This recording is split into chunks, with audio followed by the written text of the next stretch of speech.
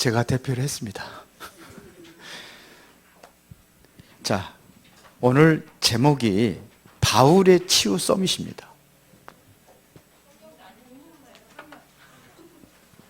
성경이요? 고린도후서 12장 1절부터 10절. 오늘 왜 이상한 날이니? 고린도후서 12장 1절부터 10절까지 한 구절씩 교독하겠습니다. 무익하나마 내가 부득불 자랑하노니 주의 환상과 계시를 말하리라.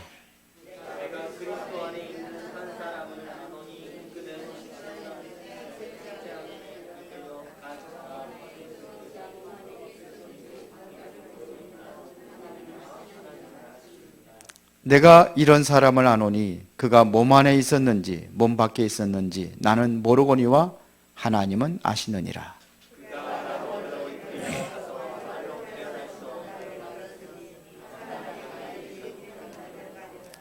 내가 이런 사람을 위하여 자랑하겠으나 나를 위하여는 약한 것들을 위해 자랑하지 아니하리라.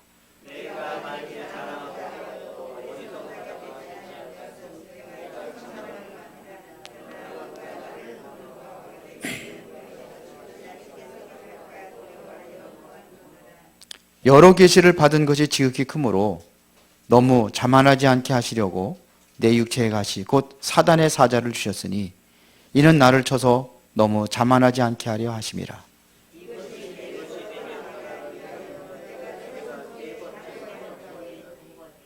나에게 이르기를 내 은혜가 내게 족하도다. 이는 내 능력이 약한 데서 온전하여짐이라 하신지라. 그러므로 도리어 크게 기뻐함으로 나의 여러 약한 것들에 대하여 자랑하리니 이는 그리스도의 능력이 내게 머물게 하려 함이라.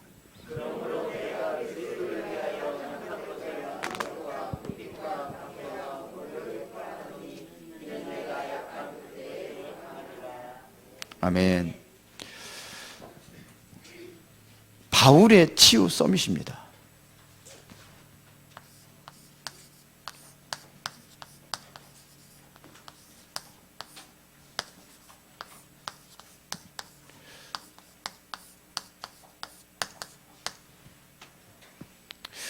우리에게, 여러분들에게 어려움이 있다고 한다면 그게 무슨 어려움입니까? 경제입니까? 아니면 건강입니까? 나의 진짜 내게 어려운 것이 뭔가? 한번 찾아보세요. 인간관계입니까? 교회 사역? 아니면 학교 공부?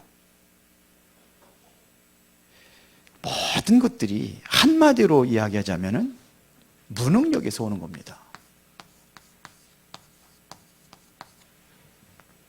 여기서 온 거예요. 능력이 없어서. 병을 이길 수 없는 힘이 없어서 병드는 거예요. 코로나가 젊은 사람들에게는 별로 이렇게 지장이 없어요. 왜? 이길 수 있는 힘이 있으니까요. 근데 이제 약한 사람들이 이게 문제가 온단 말이에요. 약한 사람에게는 뭐까지 오느냐? 죽음까지 와요. 그렇죠? 힘이 있으면은 그냥 지나가. 어떤 사람은 무증상으로 그냥 지나간대요. 양성 반응이 나타나는데 전혀 상관없어요. 그냥 지나가는 거예요. 이런 사람들이 많답니다. 우리 윤성은 집사가 그 중에 한 사람이요. 아예 받지도 않았어요. 증상이 똑같대요. 근데 지나갔어요. 그런데 거기에 또 회사에 그런 사람들이 있다네요. 그러니까요. 힘이 없어서 그래요. 경제에 힘이 없어서 그래요. 경제력이 없단 말입니다. 그래서 가난한 거예요. 잘 보세요. 내가 뭘 하려고 하는데 자꾸 뭐가 불안하고 뭔가 걱정이 되는 거. 그게 뭐냐면 그게 바로 무능력이에요. 그래서 그대로 걸리게 되는 겁니다. 나는 다른 사람을 도와주고 싶은데 못 도와줘. 왜요? 능력이 없어서. 더더군다나 영적인 문제가 있다. 그러면은 이거는 말하기도 힘들어요. 거기다 또 질병까지 닥쳤다. 그러면 더 약해지고 흔들리고 그렇게 된단 말입니다.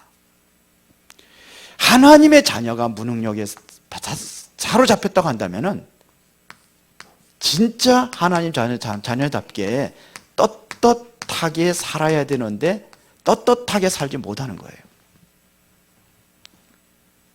나는 당당하게 누구를 만나도 난 크리스찬이다. 이렇게 얘기를 못해요. 왜요? 뭔가 부끄러운 거예요. 그렇게 하기가. 그런데 요셉은 달랐어요. 요셉은요, 어디를 갔는지 떳떳하고 당당했어요. 노예로 가도, 감옥에 들어가도, 왕 앞에 서도 당당하게 자기가 그리스도인이라는 것을 얘기합니다. 그 비밀이 뭐냐? 하나님이 함께 있다고 요셉은 그렇게 고백을 합니다. 하나님께서, 여호와께서 요셉과 함께 하심으로 그랬어요. 이게 안 되니까 부끄러운 거예요. 다윗은 당당했습니다. 어디 앞에서? 사울 앞에서도요. 네가 그 어린 소년이 골리앗하고 싸울 수 있겠냐? 그때 뭐라고 합니까? 하나님께서 나를 사자의 입에서도 곰의 발톱에서 나를 건졌습니다. 그런데 하물며 저 할례받지 못한 사람입니까? 그 얘기는 뭐냐? 하나님이 나를 하나님께서 함께 하심으로 능히 이길 수 있다. 이걸 얘기한 거예요. 골리앗 앞에서도요. 어떻게 얘기합니까? 너는 칼과 창과 단창을 가지고 나오지만 나는 네가 모욕하는 만군의 여호와 이름으로 나왔노라. 당당하잖아요. 전쟁이 칼과 창에 있는 것이 아니라 하나님의 손에 있다. 하나님의 너를 나에게 내 손에 붙였다. 얼마나 당당합니까? 당당하지는 못해요. 당당하게 사시기 바랍니다. 떳떳하게 사시기 바랍니다. 어디 가든지 그리스도 말할 수 있어야 돼요. 이게 안 되니까는 자꾸 이중 생활하는 겁니다. 이중 생활은 아예 삼중 생활해요.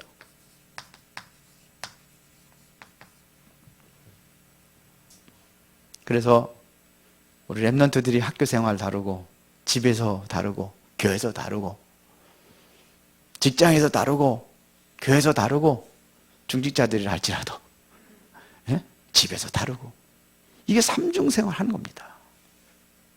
왜요? 응답받지 못한 결과가 그렇게 된단 말입니다. 보세요. 요셉에게 내가 어떻게 이런 지혜가 있었냐? 요셉은 뭐라고 했습니까?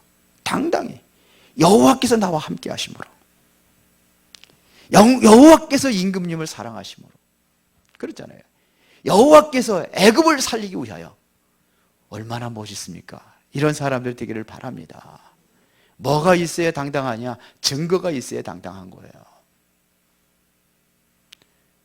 오늘 바울이 본 셋째 하늘, 이 하늘은 비행기가 날아다니고 새들이 날아다니는 그런 하늘이 아닙니다. 다른 하늘입니다. 다른 사람들이 보지 못하는 그걸 본 거예요. 이 하늘을 보시기 바랍니다. 보기 싫어요? 이거 한번 체험해 보시기 바랍니다. 예. 그래서 그러면 바울이 어떻게 이것을 체험할 수 있었는가? 첫 번째 바울이 체험한 게 있습니다. 그게 뭐냐면요, 그리스도입니다. 우리가 가장 먼저 뭐부터 체험해야 되느냐? 그리스도가 체험돼야 되는 겁니다. 그리스도가 체험이 돼야 돼요. 바울이 바로 다메섹 도상에서 이거를 체험한 겁니다. 사도행전 9장 1절부터 9절까지. 바울은 어떤 사람이었습니까? 사울이라고 이름이 나오죠. 그게 바울입니다. 가장 그리스도를 박해했던 자입니다.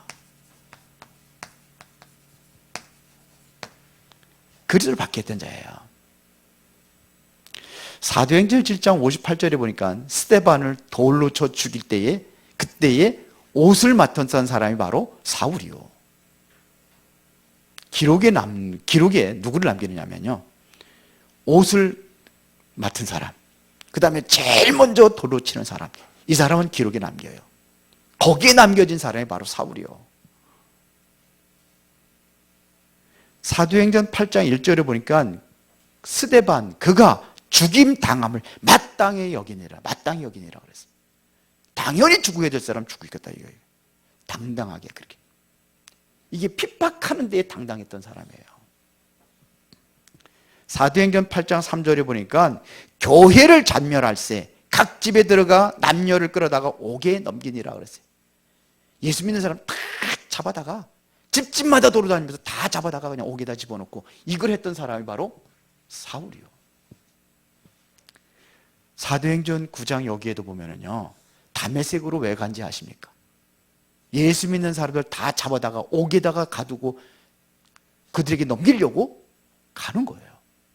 그러다가 여기서 예수 그리스도를 발견한 겁니다. 사도행전 9장 1절에 1절부터 4절에 보면 살기가 당당해서 간 거예요. 그랬던 바울이었습니다. 그런데 드디어 그리스도를 만납니다.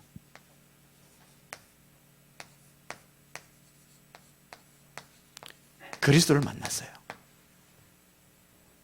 보세요. 그리스도 어떻게 만났습니까? 일단 하늘에서 강한 빛이 그에게 찐 거예요. 그리고 거기서 음성이 들립니다. 사울아 사울아 네가 어찌하여 나를 박해하느냐.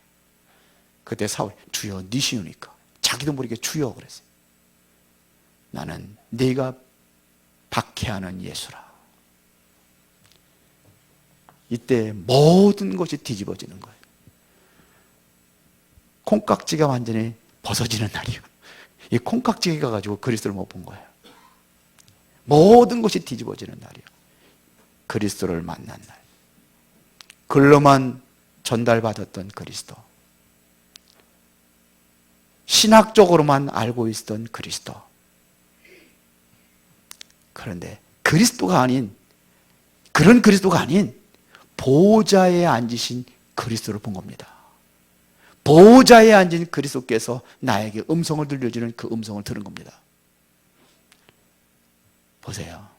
그동안에 알고 있었던 그리스도는 뭐냐면 유대인들에게 전달받았던 그리스도였습니다. 그것은 다시 말하면 정치적인 메시아를 얘기합니다. 그러니까 참된 그리스도가 아니에요. 정치적 메시아예요. 다시 말하면 앞으로 오실 그리스도는 큰 왕권을 가지고 힘있게 능력으로 나타나서 모든 나라들 다 정복하고 거기서 승리의 깃발을 꽂을 수 있는 그런 그리스도를 찾은 거예요. 그런데 이 그리스도로 가는 예수가 와가지고 보잘것없이 저 나사렛 촌동네에서 태어나가지고 거짓 똘뱅이들만 째째 끌고 다니고 이게 무슨 그리스도냐 이거요. 아무 힘없는 사람도 나사렛 촌동네에 사는 그 시골에 아주 무식한 사람도 끌고 다니면서 그러니까 바울이 보기에는요 분노가 치미는 거예요. 왜?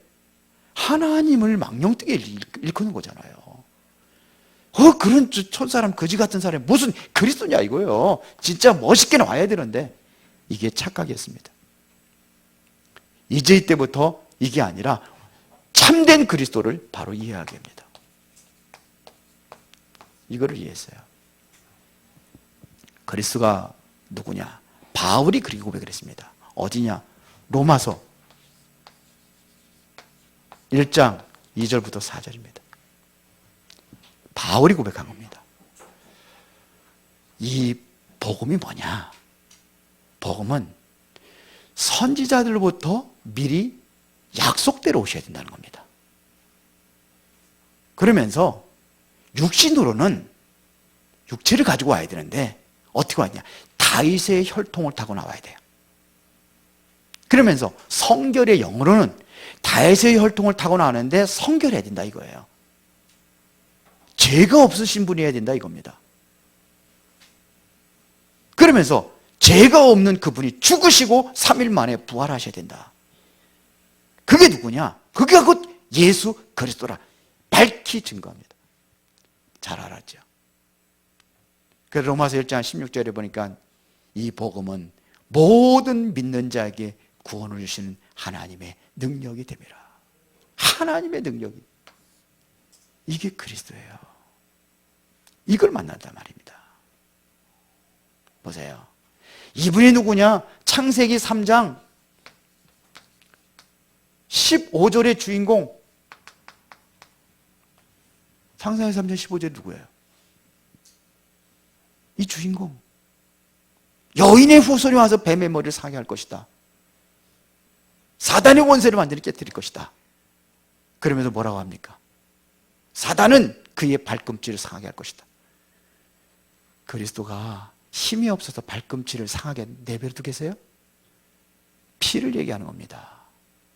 그래서 더 구체적으로 출애굽기 3장 18절에 보니까 뭐라고 기록하고 있습니까? 희생제사, 피제사 드리러 가라. 피 흘려야 돼요. 이렇게 해야지만이 우리하고 함께 할 수 있습니다. 그래서 이사야서 7장 14절에 보라, 처녀가 잉태아들 낳으니 그 이름을 임마누엘이 하리라. 이 비밀을 알고 있었던 겁니다. 더 구체적인 것은요, 이분이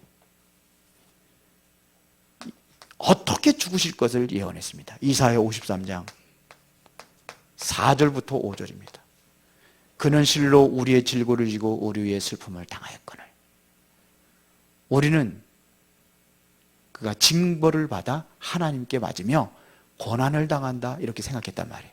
그러나 그가 아니라 그가 찔림은 우리의 허물 때문이요 그가 상함은 우리의 죄악 때문이라 그가 징계를 받으면 우리가 평화를 누리고 그가 채찍에 맞음으로 나음을 입었도다. 그리스도가 모든 것 치유할 수 있는 그 능력으로 지금도 역사하고 있다는 얘기입니다. 왜? 약속이 그러니까요. 그래서 사실 예수님께서는요, 이 말씀대로 많은 병든 자를 치유했습니다. 그게 바로 마태복음 8장 16절 17입니다. 이사야 선지자에게 약속하시지 않았느냐? 그 약속대로 치유하고 있는 것이다. 이게 마태가 기록한 복음입니다. 마가복음 8장 3절부터 5절부터 13절에 보니까는 백부장의 하인이 그리스도 만나고 나서 아예 집에 들어오지도 못하게 했어요. 여기서 말씀만 해도 우리 하인이 낫겠습니다. 그때 그 믿음을 보시고 그 백부장의 하인의 질병을 치유하는 겁니다. 옷자락에 손만 놔도 나으리라. 이 믿음을 가진 누구예요? 혈루증 여인. 거기서 치료받는 겁니다. 여기에 대한 확실한 믿음이 생긴 겁니다. 그래서 바울이 가는 현장마다 치유 역사가 일어났습니다. 보세요. 바울이 첫 번째 체험한 게 그리스도입니다. 그러면 두 번째입니다. 이 그리스도를 만나고 나서 바울이 이제 이 그리스도에 대해서 증거하기 시작합니다. 뭐라고 증거합니까? 바울이 외쳤던 것은 무엇이 뭡니까? 사도행전 9장 20절부터 22절입니다. 바울이 사도행전 9장에서 예수 그리스도 만나고 나서 회당에 들어가서 뭐라고 얘기합니까? 예수가 하나님의 아들임을 전파했다 그랬어요. 20절에. 그러니까 21절에 보니까 사람들이 깜짝 놀란 거예요. 저 사람이 누구냐? 원래 박히던 사람이 아니냐? 여기 다메섹에 온 것도 예수 믿는 사람들을 다 잡아다가 옥에 가두려고 대제사장이 공문 들고 지금 그래서 온 게 아니냐? 그때 22절에 사울이 더 힘을 얻어서 예수를 그리스도라고 증언하여 다메섹에 사는 유대인들을 당혹하게 하니라 그랬어요. 완전히 뒤집어지는 거예요. 보세요. 17장 3절에 보니까는 예수 그리스도가 죽고 부활하셔야 될 당연한 이유를 설명했습니다. 바울이 그런 거예요. 그래서 예수를 그리스도라고 증거합니다. 바울이 고백한 거 그대로 봅시다. 골로새서 2장 2절부터 3절에 보니까 그리스도는 모든 것이라고 그랬습니다. 이 안에 다 있다고 그랬습니다. 그래서 그 안에는 모든 지혜도 들어있고 지식도 들어있고 보화가 감춰져 있느니라. 어디 안에? 그리스도 안에 모든 보화가 다 감춰져 있느니라. 자, 이 그리스도가 여러분들이 되기를 바랍니다. 그럼 다 끝나는 거예요. 바울이 고백한 겁니다. 그 안에 다 있다. 그리스도 안에 지혜도 있고 지식도 있고 보화도 있고 그 안에 건강도 있고 다 있습니다. 맞아요? 그게 들어있는 겁니다. 빌립보서 2장 10절에 보니까는 이 그리스도라는 이름이 최고의 이름이라고 그랬어요. 3장 2절에 보니까 21절에 보니까 모든 게 다 들어있어요. 만물이 복종하는 이름이에요. 이 이름이 최고의 이름. 자, 빌립보서 3장 8절부터 20절 보시다. 여기에 보면은 바울이 고백한 겁니다. 그리스도에 대해서 고백한 겁니다. 그리스도로 하는 지식이 뭐하다? 가장 고상한 지식이다. 이건 바로 최고의 지식을 얘기하는 거예요. 그리고 뭐라고 합니까? 그리스도 안에 그래서 나는 모든 것을 배설물로 여겼다. 이건 다시 말하면 최고의 가치 있는 걸 발견한 거예요. 여러분들 좋아하는 돈 배설물이야. 그것 때문에 그리스도 놓친다고 하면 모든 거 다 놓치는 거야. 세상에서 최고의 가치가 뭐예요? 돈이죠? 건강입니까? 내 목숨입니까? 그리스도예요. 바울은 그렇게 얘기했어요. 그래서 주 예수보다도 귀한 것은 없네. 귀한 것이 없어요. 그리스도가 최고예요. 여러분들의 입에서 이 고백이 나와야 됩니다. 그러면서 뭐냐? 위에서 부르신 부름의 상. 그게 뭐예요? 최고의 상급. 그리스도의 손에 잡힌 바 된 그것. 최고의 사역. 그래, 우리의 시민권은 하늘에 있는지라. 최고의 배경. 5가지 최고. 이거를 바울이 고백했어요. 이걸 누리시길 바랍니다. 그리스도가 바로 최고의 지식이요, 최고의 가치 있는 것이요, 최고의 사명이요, 최고의 상급이요. 이 안에서 다 찾아요. 우리의 최고의 배경, 하늘의 배경. 누리시기 바랍니다. 그런데요, 바울에게 병이 있었어요. 오늘 본문에 보니까. 불치병에 걸린 거예요. 세상에 누구도 고치지 못하는 그 불치병에 걸린 거예요. 근데 하나님 아실 수 있잖아요. 그래서 그걸 놓고 3번씩 기도합니다. 사단의 가시라고 되어 있어요. 이거는 의술로 고치지 못하는 겁니다. 이걸 놓고 기도하는데 하나님께서 안 고쳐줬어요. 그리스도 안에 있다고 한다면 병이 치유되지 않아도 상관없습니다. 맞아요? 그리스도 안에 있다면 난 가난해도 괜찮아요.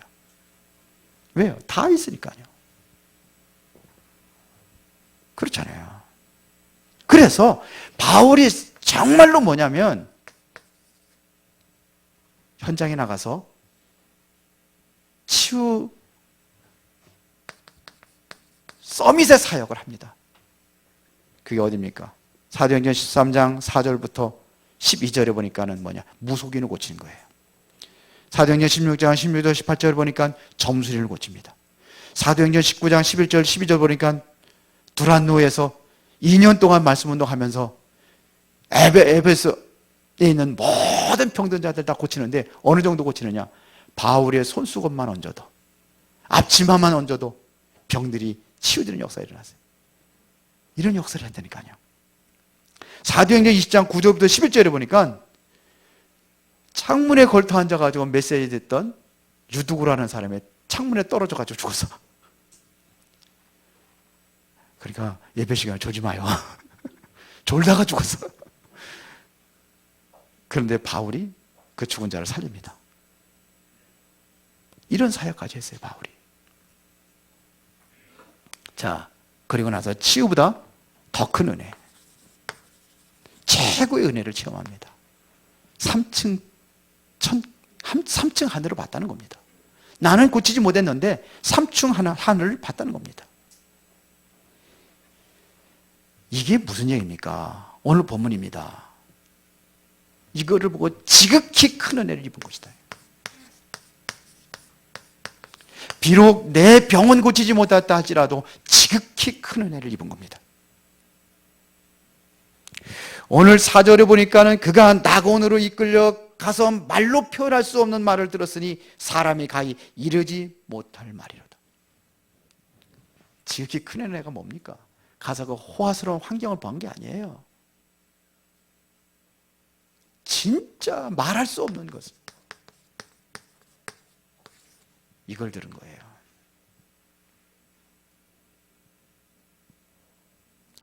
말할 수 없는 말을 들었으니 사람이 가히 이르지 못할 말이로다. 상상을 초월하는 것을 본 거예요. 그 말씀을 들은 거예요. 본 것뿐만 아니라 들었어요. 7절에 보니까 이렇게 되어 있습니다. 여러 계시를 받은 것이 지극히 크므로. 지극히 큰 은혜를 받았는데 이게 뭐냐면 여러 계시를 보았다 그랬어요. 이거를 봤습니다.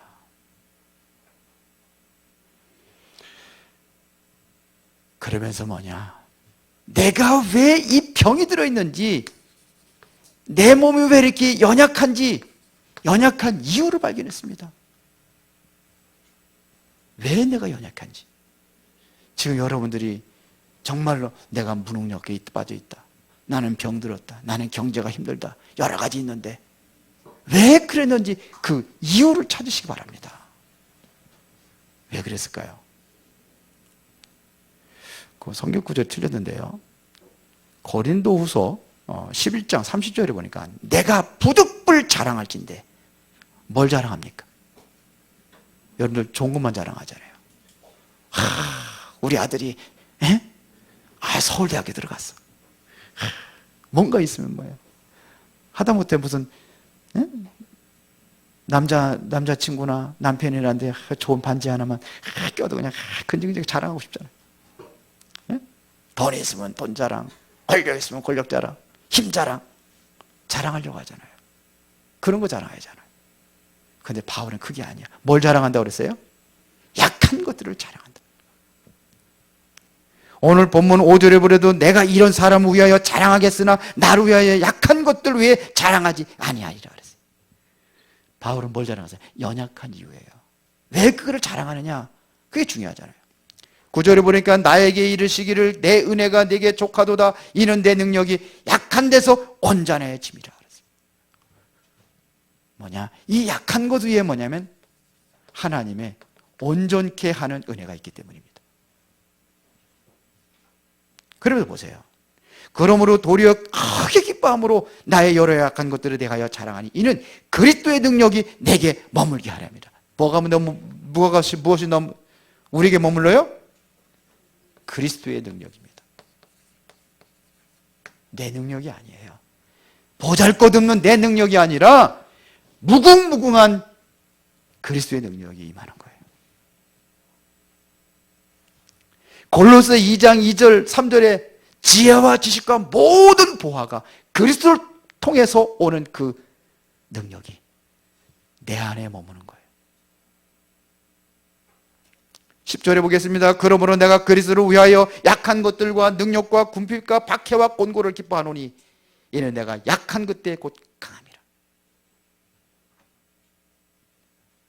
여러분 조금만 누구한테 상처만 봐줘도 잠도 못 자고 밥도 못 먹고 억울하고 분하고 그러잖아요. 조금만 뭔 소리 보면 그냥 밤낮 없이 우려대잖아요. 근데 바울은요, 내가 그리스도를 증거하면서 당하고 있는 능력, 굶기도 수없이 굶었다고 했어요. 궁핍, 그리고 수많은 박해. 얼마나 많이 박해를 당했냐면요, 40에 하나 감한매를 몇 번 맞았어요? 세 번. 대창에 찔리고 돌에 맞아가지고 죽어가지고 성 밖으로 내치기도 하고. 그래서 강의 위험, 동족의 위험, 수많은 위험들 당하고 굶기도 수없이 굶고. 그런데요, 기쁘대요. 그게 기쁩니까? 이것하고 비교할 수 없는 큰 은혜를 보는 거예요. 그래 기쁜 겁니다. 그리스도 안에 모든 것이 다 있다는 거, 이거를 본 겁니다. 그러니까 기쁜 거예요. 우리 고집사님, 고재영 집사님한테 3일만 굶으면은 10억 줄게. 그러면 그게 고통스럽겠어요? 에? 고통스럽겠냐고. 3일 굶는 게 고통스럽겠습니까? 아무것도 아니요. 왜요? 3일 굶으면 10억이 들어오는데 뭐. 10억 들어오면 직장 안 다녀도 될 것 같아. 에? 집도 큰 거 사고 장가도 들고. 에? 그게 문제가 아니에요. 그거를 본 거예요. 이 은혜를 누리시기를 바랍니다. 빌립보서 4장 13절에 보니까 바울이 이렇게 고백했습니다. 내가 내게 능력 주신 자 안에서 내가 모든 것을 할 수 있다. 하나님께서 능력을 주시면 이 무능력이 내 게 아니에요. 이게 아무것도 아닙니다. 모든 걸 할 수 있다. 빌립보서 3장 19절에 보니까 뭐라고 기록했습니까? 나의 하나님이 그리스도 안에서 영원 가운데 그 풍성한 대로 너희 모든 것을 채우시리라. 하나님으로부터 체험받는 거예요. 하나님이 채우시면 돼요. 그 은혜를 누리시기를 바랍니다. 이유를 발견했습니다. 그러니까 이 내가 지금 뭐냐, 이 병들은 게 이게 문제가 되느냐 이겁니다. 전혀 문제가 되지 않는 거예요. 그게 뭐가 문제가 됩니까? 내가 바로 하나님의 축복을 받아서 사람을 살리는 일이 그거 해야 되는데 이게 문제가 됩니까? 하나님의 창세기 1장 27절을 보니까 우리를 하나님의 형상대로 창조되었습니다. 그리스도를 통해서 이걸 회복하는 겁니다. 고린도후서 5장 17절에 보니까 그리스도 안에 있으면 새로운 피조물이라 이전 것은 지나가시네 보라 새 것이 되었도다. 새로운 피조물이에요. 그러면 되잖아요.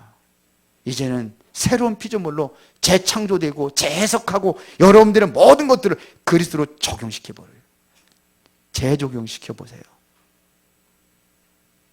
지난번에 우리 랩런트를 하나 만나가지고 그랬어요.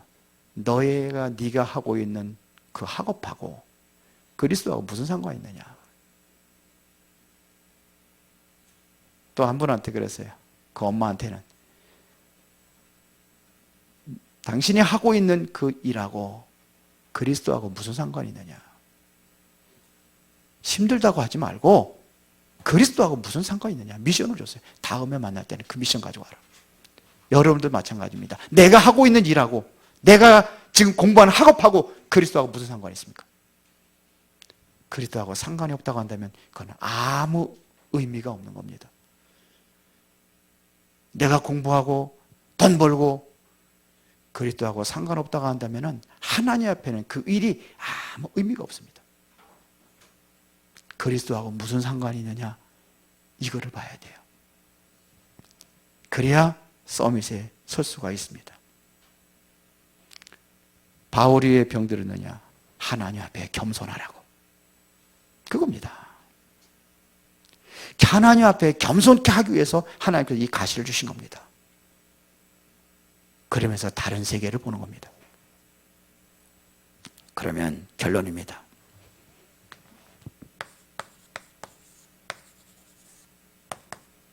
자, 셋째 하늘이 뭘 얘기하는 걸까요?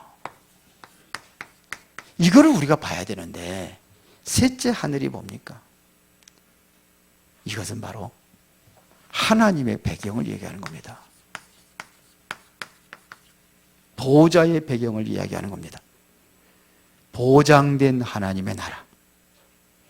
이거를 보면은 문제도 두렵지 않습니다. 내가 왜 복음운동을 해야 되는가? 그 이유를 발견하게 될 것입니다. 여러분들이 구원받은 자는 하늘에 면류관이 준비됐다고 성경은 그렇게 기록하고 있습니다. 내가 어떻게 살아야 될 것인가? 유일한 보호자의 축복을 누리신다면은 여러분들이 이 땅에도 하나님의 나라를 이루겠다는 그 사명을 가지고 살게 될 것입니다. 그래서 사람을 구원하고 하나님의 나라를 이루어가는 것입니다. 셋째 하늘이 뭐냐? 바로 모세가 이거를 본 거예요. 어디서요? 호렙산에서.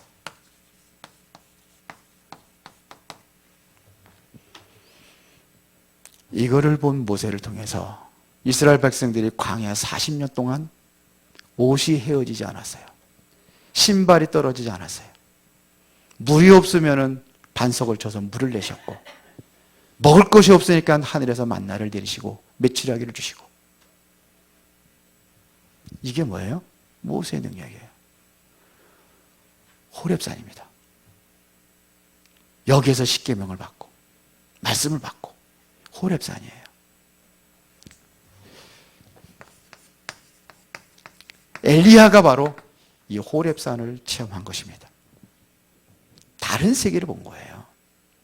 그 이제는 하나님께서 모든 것을 능력으로 강하게 그때마다 역사하셨던 하나님으로 봤는데, 호렙산을 체험하고 나서는 하나님의 다른 것을 본 겁니다.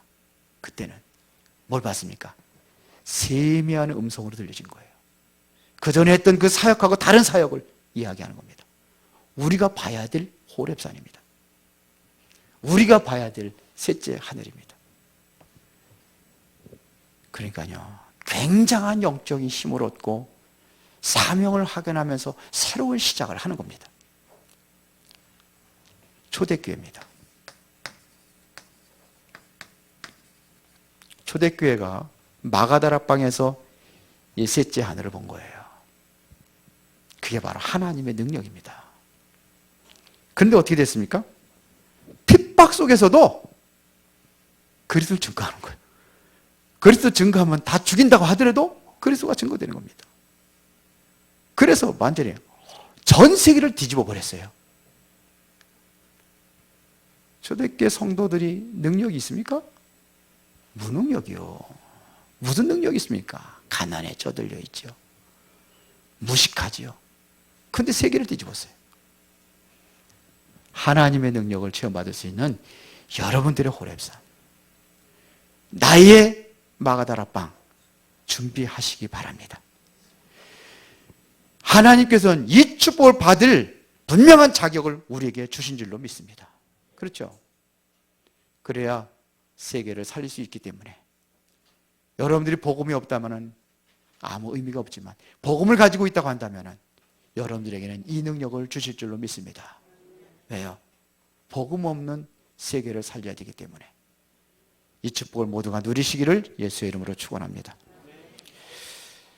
살아계신 하나님께 진심으로 감사를 드립니다. 오늘 우리가 최고의 치유 서밋에 세워져서 병들고 죽어가는 세상을 살리는 전도자로 쓰임받기를 원합니다. 그러기 위해서 오늘 우리가 하나님께서 보장된 셋째 하늘의 축복을 누리며 그 증인으로 쓰임받게 하옵소서. 예수 그리스도 이름으로 기도드리옵나이다. 아멘.